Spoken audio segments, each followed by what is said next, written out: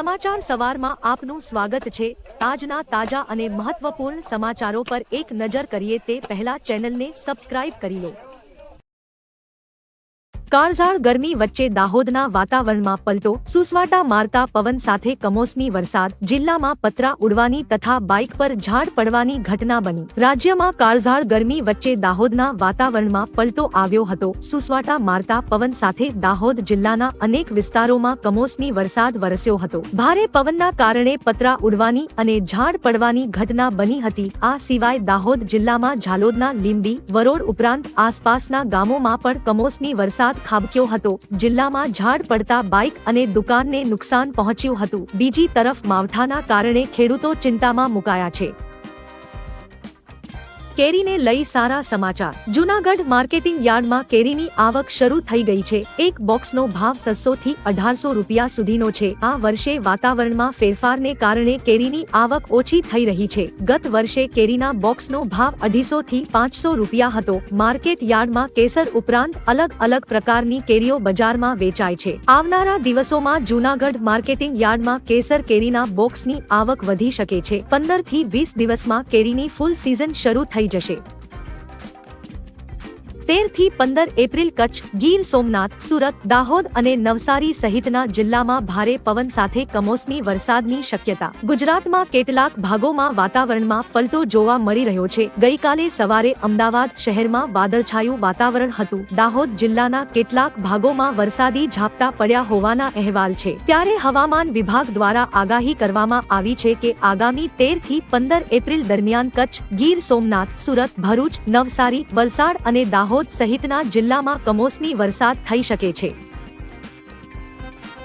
લોકસભા ચૂંટણી પૂર્વે કોંગ્રેસને વધુ એક ફટકો, સોમા પટેલે પાર્ટી સાથે છેડો ફાડ્યો, કેસરિયા કરે તેવી શક્યતા। ગુજરાતની 26 લોકસભા બેઠકો પર આગામી 7મી મેના રોજ મતદાન થવાનું છે। જ્યારથી ચૂંટણીની તારીખ જાહેર થઈ ત્યારથી કોંગ્રેસને એક પછી એક ફટકા પડી રહ્યા છે। અગાઉ કોંગ્રેસે અમદાવાદ પૂર્વ લોકસભા બેઠક પર જાહેર કરેલા ઉમેદવાર રોહન ગુપ્તાએ ચૂંટણી લડવાનો ઇનકાર કરી દીધો હતો અને તેઓ ભાજપમાં જોડાઈ ગયા છે। એવામાં સુરેન્દ્રનગરના પૂર્વ સાંસદ કદ્દાવર કોળી આગેવાન સોમા પટેલે કોંગ્રેસમાંથી રાજીનામું આપી દીધું છે। હવે તે પણ કેસરિયા કરે તેવી શક્યતા છે।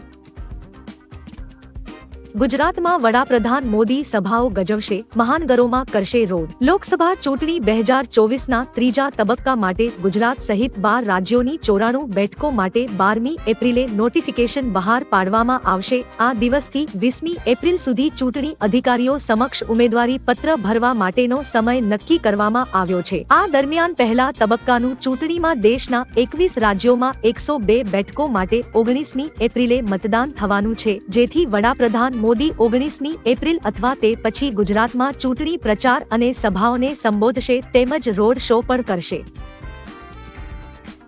અરવલ્લીમાં કમોસમી વરસાદ। અરવલ્લી જિલ્લાના ભિલોડામાં કમોસમી વરસાદ પડ્યો હતો। ગઈકાલે અરવલ્લીના લીલછા અને મઉ સહિતના ગ્રામ્ય પંથકમાં કમોસમી વરસાદ પડ્યો હતો। છૂટા છવાયા કરા સાથે વરસાદ વરસ્યો હતો। કમોસમી વરસાદથી મકાઈ, બાજરી, મગફળી અને જાર સહિતના પાકોને નુકસાન થવાની ભીતિ સેવાઈ રહી છે।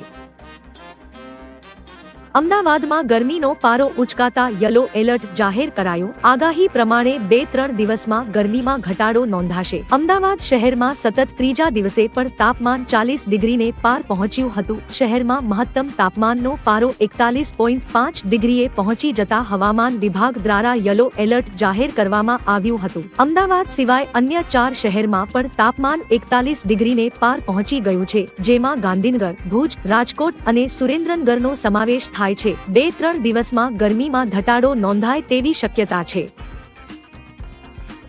સ્કાયમેટે જણાવ્યું આ વર્ષે દેશમાં કેવું રહેશે ચોમાસું। સ્કાયમેટે આ વર્ષના ચોમાસાની આગાહી કરી છે, જે મુજબ વર્ષ 2024માં દેશમાં ચોમાસું સામાન્ય રહેશે। સિઝનમાં વરસાદની સંભાવના 102% છે। જૂનથી સપ્ટેમ્બર સુધી ચાલતા ચોમાસા માટે સરેરાશ 868.6 mm વરસાદની શક્યતા છે। શરૂમાં અલ નીનોની અસર જણાશે, જો કે પછી તેની ભરપાઈ થઈ જશે। અગાઉ 12 જાન્યુઆરીએ સ્કાયમેટે ચોમાસું સામાન્ય રહેવાની સંભાવના વ્યક્ત કરી હતી।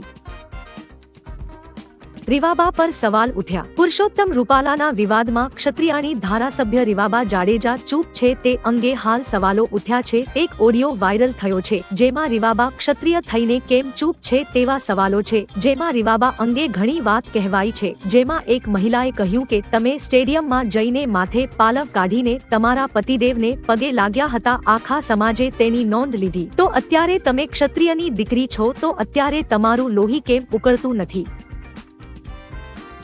અમદાવાદીઓ માટે સારા સમાચાર. અમદાવાદમાં રહેતા લોકો માટે સારા સમાચાર છે. હવે શહેરમાં 60 જેટલા રૂટ પર ડબલ ડેકર બસ દોડતી જોવા મળશે. અગાઉ વાસણાથી ચાંદખેડાના રૂટ પર ડબલ ડેકર શરૂ થઈ હતી, જો કે ફક્ત 7 બસો ચલાવવાનું બજેટ હતું. પછી અમદાવાદ મ્યુનિસિપલ કોર્પોરેશન પર્યાવરણને ધ્યાનમાં લેતા હજી વધુ ડબલ ડેકર બસો ચલાવવાની આયોજનમાં લાગ્યું છે. હાલ 7 જેટલી ઇલેક્ટ્રિક ડબલ ડેકર બસ ખાનગી ઓપરેટરો ચલાવી રહ્યા છે. 25,000 નોકરીઓ અને એલપીજી સિલિન્ડર ₹400માં. બીજેપીના રાષ્ટ્રીય અધ્યક્ષ જેપી નડ્ડાએ અરુણાચલ પ્રદેશ વિધાનસભા ચૂંટણી 2024 માટે પાર્ટીનો મેનિફેસ્ટો બહાર પાડ્યો. જાહેરનામામાં સરકારી અને બિનસરકારી ક્ષેત્રોમાં યુવાનો અને મહિલાઓ માટે 25,000 નોકરીઓ અને ₹400માં એલપીજી સિલિન્ડરનું વચન આપવામાં આવ્યું છે. જેપી નડ્ડાએ કહ્યું કે જો રાજ્યમાં તેમની સરકાર બનશે તો પાર્ટી ડીટીએચ મોડલ પર કામ કરશે, જે વિકાસ, પરિવર્તન અને સંવાદિતાનું પ્રતીક છે. આ વખતે આપણે 500 પાર કરીને બતાવીશું. અમરેલીમાં ભાજપનું બુથ પ્રમુખ અને કાર્યકર્તા સંમેલન યોજાયું હતું, જેમાં CR પાટીલ પણ હાજર રહ્યા હતા. દરમિયાન અમરેલી લોકસભા બેઠકના ઉમેદવાર ભરત સુત્રિયાએ ભાષણ આપતા કહ્યું કે મોદી સાહેબે નારો આપ્યો છે કે અબ કી બાર 400 પાર, પછી કહ્યું કે આ વખતે આપણે 500 પાર કરીને બતાવીશું. આ ભાષણથી સભામાં બધા ચૂપ જોવા મળ્યા હતા. હવે રાજકારણના બજારમાં આ ભાષણની ચર્ચા થઈ રહી છે. પીટી જાડેજાનું મોટું નિવેદન. પાટણમાં યોજાયેલા ક્ષત્રિય અસ્મિતા સંમેલનમાં ક્ષત્રિય સમાજના રાષ્ટ્રીય અગ્રણી પીટી જાડેજાએ કહ્યું કે જામ સાહેબનું નિવેદન સાંભળી દુઃખ થયું. જામ સાહેબ, તમારા દિલના દરવાજા જામ થઈ ગયા છે. આ બેટી દીકરી માટે 24 કલાકમાં નિવેદન બદલવાનું કારણ શું? આના કરતા ના બોલ્યા હોત તો સારું હતું. જામ સાહેબે બીજો પત્ર લખીને રૂપાલાને માફ કરવાની અપીલ કરી હતી. આ નિવેદન સામે નારાજગી જોવા મળી હતી. ગુજરાતીઓ આ સમાચાર વાંચી લેજો. ગત વર્ષથી ગુજરાતમાં નંબર પ્લેટ આવ્યા બાદ જ ખરીદેલું વાહન મળશે તે નિયમ લાગુ છે. હવે રાજ્યમાં નંબર પ્લેટ વગર વાહન વેચનારા વાહનના ડીલરોની તપાસ કરવામાં આવશે. મળતી માહિતી અનુસાર ડીલરો ગ્રાહકો પાસેથી વધુ રૂપિયા લેતા હોવાની ફરિયાદો થઈ હતી. બાદમાં તંત્રએ રાજ્યમાં 2500 જેટલા વાહન ડીલરોને ત્યાં તપાસના આદેશ આપ્યા છે, જેથી હવે રાજ્યમાં વાહન ડીલરોને ત્યાં તપાસ કરવા આરટીઓને આદેશ આપવામાં આવ્યા છે. અમદાવાદમાં નવતર પ્રયોગ. અમદાવાદ મ્યુનિસિપલ કોર્પોરેશને ગરમીને લઈ હીટ એક્શન પ્લાન તૈયાર કર્યો છે. અમદાવાદમાં ટ્રાફિક સિગ્નલ જંકશન પર લાગેલા સીસીટીવી કેમેરાની બાજુમાં પાણીના છંટકાવ કરતા સ્પ્રિંકલર લગાવવામાં આવ્યા છે. કાંકરિયા વિસ્તારમાં આવેલા પુષ્પકુંજ 4 રસ્તા ઉપર તમામ દિશામાં આ સ્પ્રિંકલર લાગ્યા છે. આનાથી વાહનચાલકોને ગરમીથી થોડી રાહત મળશે. હાલ આ સ્પ્રિંકલર પ્રાયોગિક ધોરણે લગાવાયા છે. જમ્મુ કાશ્મીરમાં એન્કાઉન્ટર થતા એક આતંકવાદી ઠાર. જમ્મુ કાશ્મીરના પુલવામામાં સેના અને આતંકીઓ વચ્ચે મોટું એન્કાઉન્ટર થયું છે. એન્કાઉન્ટર દરમિયાન જવાનોએ એક આતંકીને ઠાર કર્યો હતો. સુરક્ષા દળોએ સમગ્ર વિસ્તારને ઘેરી લીધો છે. મળતી માહિતી અનુસાર અર્શીપોરા વિસ્તારમાં વધુ આતંકીઓ છુપાયા છે. આવી સ્થિતિમાં સૈનિકો સર્ચ ઓપરેશન ચલાવી રહ્યા છે.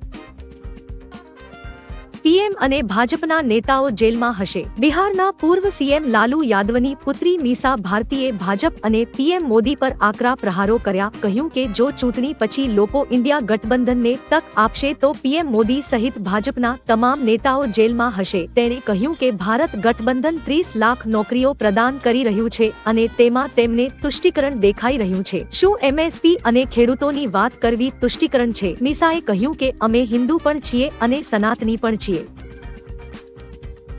પીએમ મોદીને મળવા માટે ઉત્સુક છું. વિશ્વના સૌથી અમીર વ્યક્તિઓમાંના એક એલોન મસ્ક આ મહિને ભારતની મુલાકાતે છે. આ દરમિયાન તેઓ વડાપ્રધાન નરેન્દ્ર મોદીને પણ મળશે. આ અંગે Maske social media platform Twitter પર લખ્યું, ભારતમાં વડાપ્રધાન નરેન્દ્ર મોદીને મળવાની રાહ જોઈ રહ્યો છું. મસ્કની આ મુલાકાત 22 થી 27 એપ્રિલની વચ્ચે થઈ શકે છે. આ સમય દરમિયાન મસ્ક ભારતમાં ટેસ્લાના મેન્યુફેક્ચરિંગ પ્લાન્ટના સ્થાનની જાહેરાત કરી શકે છે.